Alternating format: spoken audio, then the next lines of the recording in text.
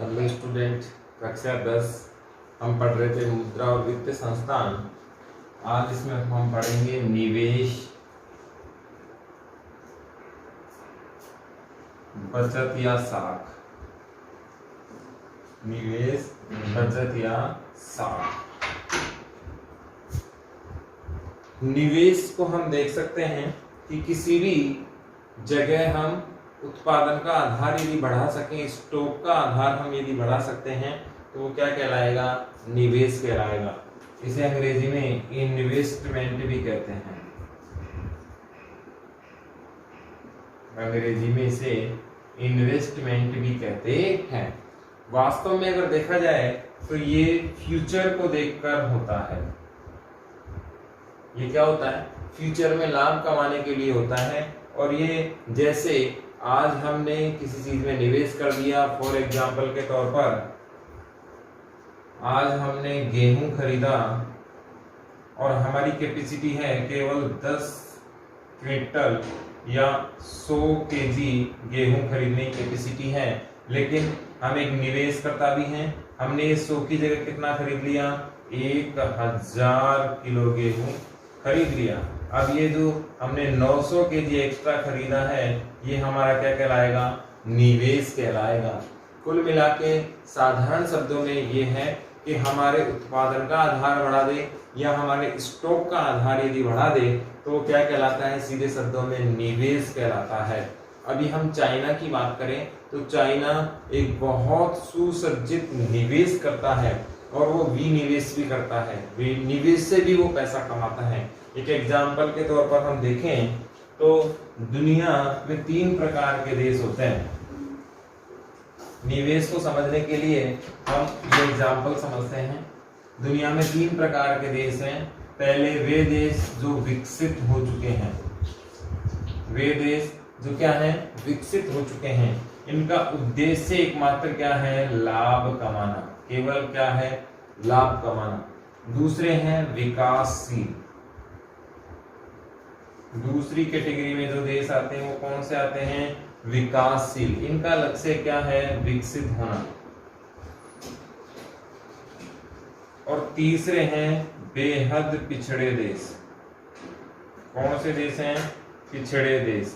इनका उद्देश्य क्या है? विकासशील देश बनना। अब यहां से आप बहुत अच्छे स्पष्ट तरीके समझ गए होंगे कि विकसित देश का उद्देश्य क्या है? लाभ कमाना। किसी भी तरीके से क्या है? लाभ आना चाहिए। ये टारगेट किसका है? विकसित देशों का टारगेट है। विकासशील देशों का क्या टारगेट है?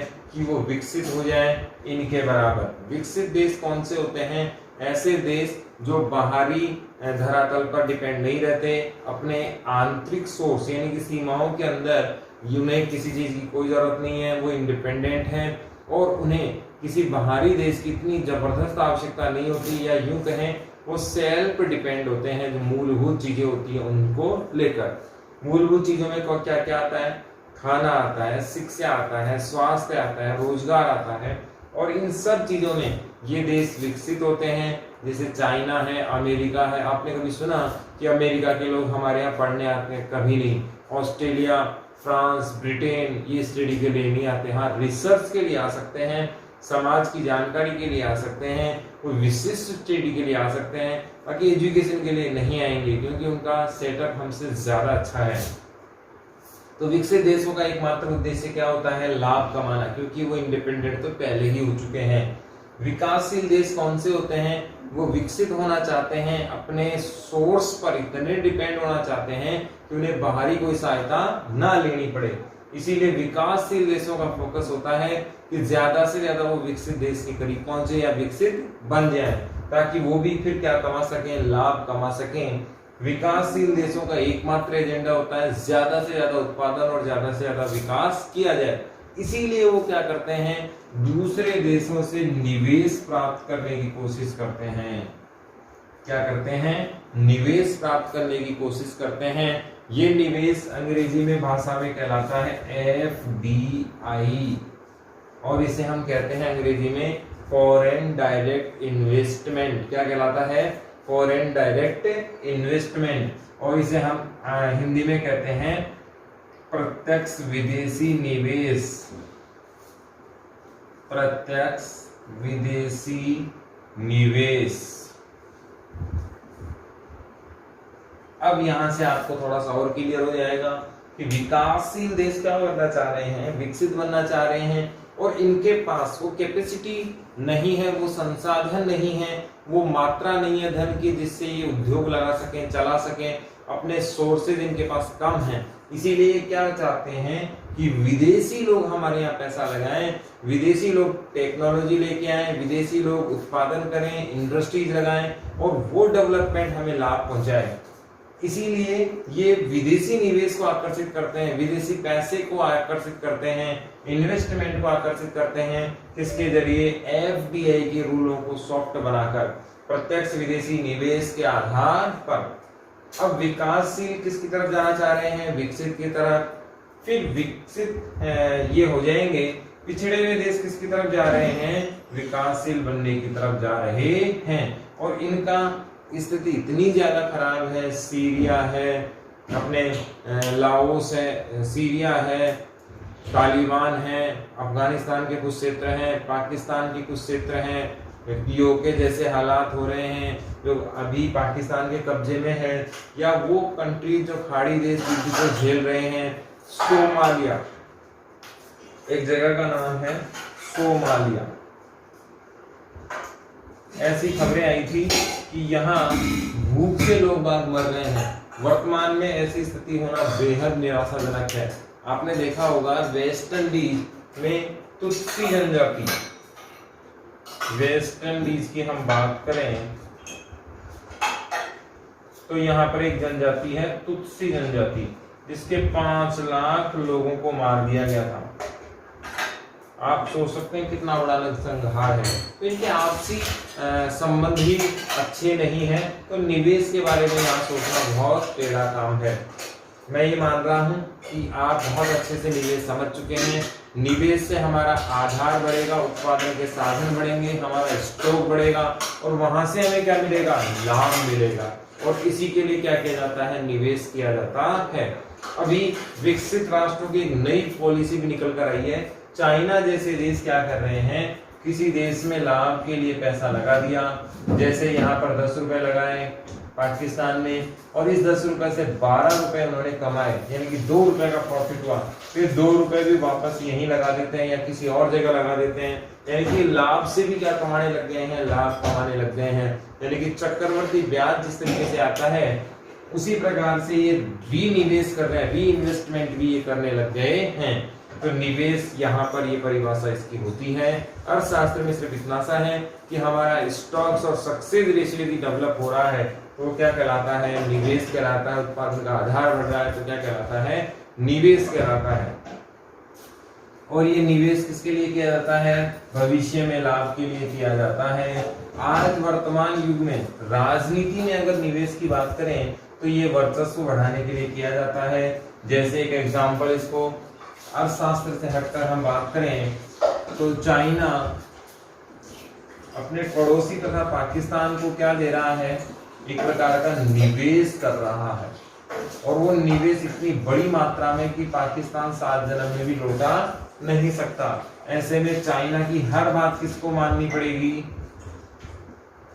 पाकिस्तान को माननी पड़ेगी। और पाकिस्तान क्या बन जाएगा, नव उपनिवेश। क्या बन जाएगा, नव उपनिवेश। ये नव उपनिवेश क्या है, ऐसे उपनिवेश जो आर्थिक गुलाम होंगे या ऐसे देश जो क्या हो जाएंगे, आर्थिक गुलाम हो जाएंगे।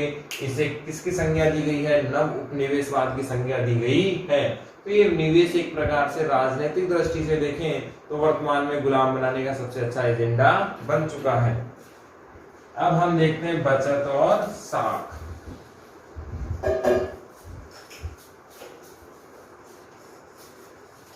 साख को अगर हम देखें, बचत तो हम जानते हैं सीधे शब्दों में सेविंग को कहते हैं। सेविंग क्या कहलाती है, बचत कहलाती है।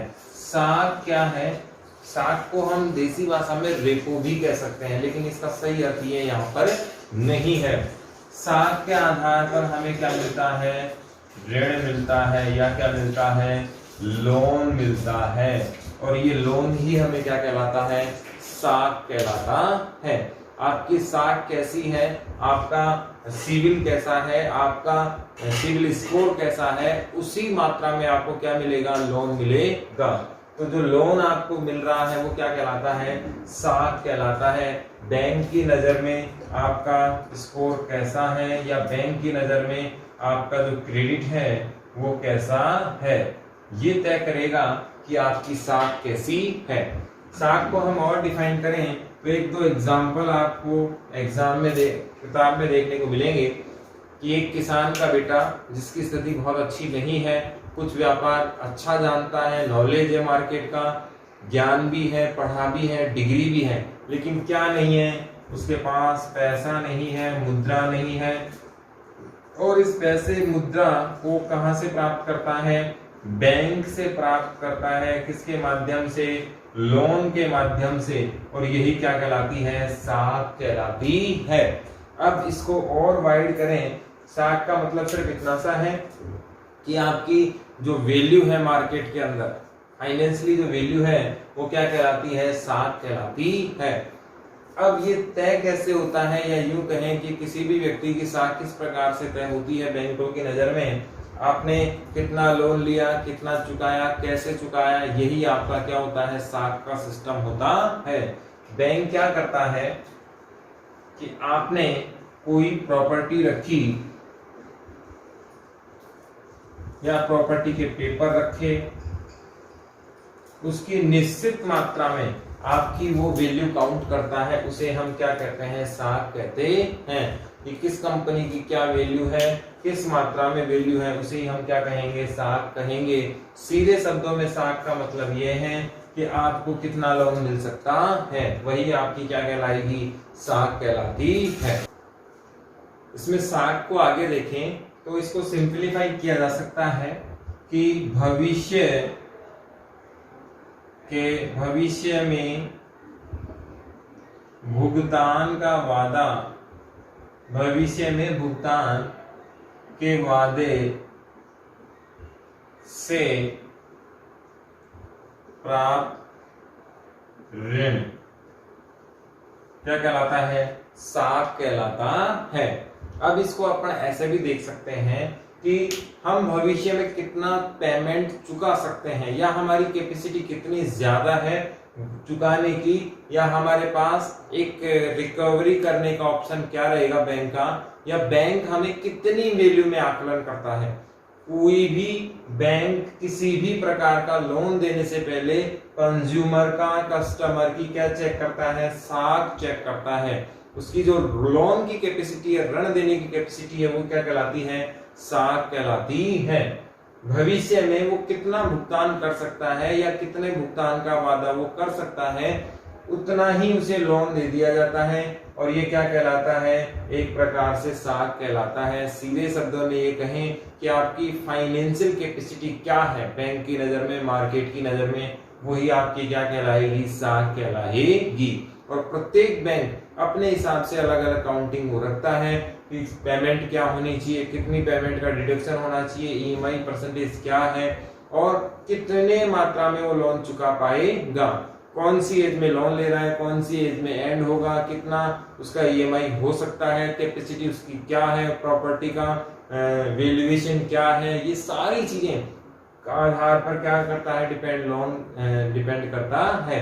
परिभाषा बस अपने को इतनी सी याद रखनी है कि साख एक प्रकार से क्या है, ऋण देने की कैपेसिटी है कि आप कितना क्रेडिट हासिल कर सकते हैं, कितनी लोन प्राप्त कर सकते हैं। कोई भी व्यक्ति भविष्य में कितना लोन चुका सकता है, कितना धन देने का वादा कर सकता है, वो इसकी क्या है, साख है। अब हम बचत को देख सकते हैं। बचत एक प्रकार से भविष्य में की जाने वाली योजना के आधार पर है। योजना होती है, प्लानिंग होती है, और उसके आधार पर हम कुछ ना कुछ क्या करते रहते हैं, बचत करते रहते हैं। उसका फायदा क्या होता है कि हमारी प्रॉपर्टी को गेन कर लेती है, एक प्रकार से यूं कहें हमारे संपत्ति को भी ये क्या कर लेती है, एकत्रित कर लेती है। इससे हमारी किसमें बढ़ोतरी होती है, साख में बढ़ोतरी होती है। जितनी ज्यादा बचत, प्रॉपर्टी, संपत्ति, मुद्रा, यूं कहें लिक्विड जितना आपके पास रहेगा, उतनी ही आपकी साख या वैल्यू मार्केट में आपकी बढ़ती है। अब इसमें एक टॉपिक और बचा है, मध्यस्थ, वित्तीय मध्यस्थ। वित्तीय मध्यस्थ ये एक प्रकार से बैंक का ही एग्जाम्पल है। अभी हो क्या रहा है, आपके पास क्या हुई, बचत हुई, तो उस पर ब्याज आपको मिलना चाहिए, लेकिन घर बैठे तो ब्याज आपको नहीं मिलेगा। आपको एक निश्चित संस्था में जाना होगा और ये संस्था आपके पैसे के बदले क्या दे देगी, आपको ब्याज दे देगी। आपने क्या की, बचत की, निश्चित तौर पर की। आप किसी वित्तीय संस्था में जाएंगे जो कौन सी है, मध्यस्थ है, और ये आपके पैसे को रखकर क्या दे देगी, ब्याज दे देगी। ये आपके पैसे को तुरंत आपको वापस भी दे सकती है, ये भी आपको ध्यान रखना है। ये आपके पैसे को जितनी मात्रा में चाहिए आवश्यकता अनुसार भी दे सकती है, लेकिन देगी उतना ही जितना आपका पैसा है। ऐसा नहीं है कि आपने 100 रुपए जमा कराए 150 मिल जाएंगे आपको। अगर 150 चाहिए तो फिर लोन लेना पड़ेगा। आपने कुछ अमाउंट जमा कराया संस्था के पास, जो कौन सी संस्था है, मध्यस्थ संस्था है, जिन्हें हम बैंक कहते हैं, जिन्हें हम क्या कहते हैं, बैंक कहते हैं। बैंक का मूल कार्य क्या है, वित्तीय लेन देन करना, ग्राहकों के वित्तीय बचत का लेन करना और बचत का ऋण के रूप में देनदारी करना क्या कहलाता है, बैंक कहलाता है। आपके वित्तीय जमाओं को लेना और ऋण के रूप में आपकी आवश्यकताओं को पूर्ति करना क्या कहलाता है, बैंक कहलाता है। तो बचत आपने की, बचत कहाँ आ गई, मध्यस्थ संस्थाओं के पास आ गई। आप बचत ये मध्यस्थ संस्था आपकी रख लेते हैं, ये आप जब भी चाहें ले सकते हैं, तुरंत शॉर्ट नोटिस पर, आवश्यकता होने पर भी आप ले सकते हैं। आपको इसके बदले क्या मिल जाता है, ब्याज मिल जाता है। ये जितनी भी बचत आती है ये बैंक क्या करता है, इसको ऋण के रूप में जिन्हें आवश्यकता होती है उन्हें ये देता है। इन्हें क्या देता है, जिनको आवश्यकता होती है उनको क्या बांट देता है, ये ऋण बांट देता है। अब ये ऋण डूबने के चांसेस ना के बराबर होते हैं, लॉस बहुत कम होता है, क्योंकि इसके बदले वो क्या रखता है, प्रॉपर्टी रखता है। और जैसे किसी की कैपेसिटी 100 रुपए की है तो उसे 80 रुपए ही ये देगा। किसी प्रॉपर्टी की वैल्यू कितनी है, 100 रुपए, तो 80 रुपए ही देगा, और उसके बदले ब्याज भी अच्छा खासा लेता है। जैसे आपकी बचत पर वर्तमान में 3.5% मिल रहा है, और जो लोन मिल रहा है वो 8% के आसपास, 10% के आसपास मिल रहा है। तो लगभग डबल बैंक कमाता है, जिससे इसके खर्चे और इसके लाभ और बहुत सारी चीजें इसमें जुड़ जाती हैं। तो ये वित्तीय मध्यस्थ कहलाते हैं, जिन्हें हम बैंक के रूप से जान सकते हैं, बहुत सारी संस्थाओं के रूप में जान सकते हैं। वित्तीय मध्यस्थ क्या होते हैं आपसे पूछा जा सकता है। आपकी आम जनता की जो आम बचत होती है, इन्हें ये संस्था क्या कर लेती हैं, ग्रहण कर लेती हैं, और जब भी आपको पैसा चाहिए तब दे सकती हैं, शॉर्ट में भी दे सकती हैं, बांट कर भी दे सकती हैं। उनके बदले आपको जो रकम ये लोग लेते हैं उसके बदले आपको क्या मिलेगा, ब्याज मिलेगा, और ब्याज त्रैमासिक 6 महीने, 9 महीने और 12 महीने के अंतराल पर मिलता है। कई बैंक 6 महीने से भी देते हैं। जो पैसा ये संस्था इकट्ठा करेगी उसको किस रूप में दे देती है, एक निश्चित पैसा अपने पास रखकर कि कभी भी देनदारी की जरूरत पड़ सकती है। जो सेविंग का मालिक है या जिसने जमा करवाया वो भी तो पैसा ले सकता है, तो एक निश्चित मात्रा में ये पैसा अपने पास हमेशा रखती है। वित्तीय लिक्विड या यूं कहें लिक्विडिटी इनके पास बहुत अच्छी होती है, बचत इनके पास बहुत अच्छी होती है। उसके बाद जो पैसा बचता है उसे वो क्या दे देती हैं, ब्याज पर दे देती हैं, लोन पर दे देती हैं, और जिन्हें आवश्यकता होती है वो यहाँ से लोन ले लेते हैं, प्रॉपर्टी या अपनी साख के अनुसार। आप जानते हैं कि ये जो पैसा आएगा ये बैंक का, मध्यस्थता का क्या रहेगा, प्रॉफिट रहेगा। इसमें अगला बिंदु है वित्तीय समायोजन। वित्तीय समायोजन का अर्थ है गरीब, पिछड़े, या यूं कहें अंतिम पंक्ति के लोग, अंतिम पंक्ति के लोग जो अपनी वित्तीय जरूरतों को पूरा नहीं कर सकते। ऐसे लोग जो गरीब हैं, पिछड़े हैं, अंतिम पंक्ति के लोग हैं और जो अपनी वित्तीय जरूरतों को पूरा आसानी से नहीं कर सकते, उनके लिए वित्तीय जरूरतों को पूरा करने के लिए उनके लिए वित्तीय सहायता या आवश्यकताओं को पूरा करने का प्रयास किया जाता है। उनके लिए वित्तीय सहायता या आवश्यकता को पूरा करने का प्रयास किया जाता है, वो भी कम से कम लागत में, कम से कम लागत में। क्या कहलाता है? वित्तीय समायोजन कहलाता है। वित्तीय समायोजन कहलाता है।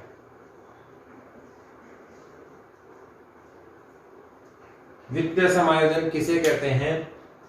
ऐसा समाज या ऐसे लोग जो गरीब हैं, पिछड़े हैं, समाज की अंतिम पंक्ति में रहते हैं, इनकी वित्तीय जरूरतें होती हैं, वित्तीय जरूरतें सामाजिक प्राणी की होनी है, लेकिन इन्हें वित्तीय सहायता और आवश्यकता है। उनकी आवश्यकताओं, वित्तीय जरूरतों को पूरा करने के लिए कम से कम लागत में, मिनिमम चार्ज के आधार पर जो सहायता की जाती है, वित्तीय समायोजन कहलाता है। यानी कि गरीब पिछड़े लोगों को वित्तीय जरूरतों को पूरा करने के लिए ऐसी व्यवस्थाएं चलाई जाती हैं, ऐसे कार्यक्रम चलाए जाते हैं जिसमें लागत कम से कम हो, चार्ज कम से कम हो और उनकी वित्तीय सहायता भी क्या हो जाए? पूरी हो जाए। इसे ही हम क्या कहते हैं? वित्तीय समायोजन कहते हैं।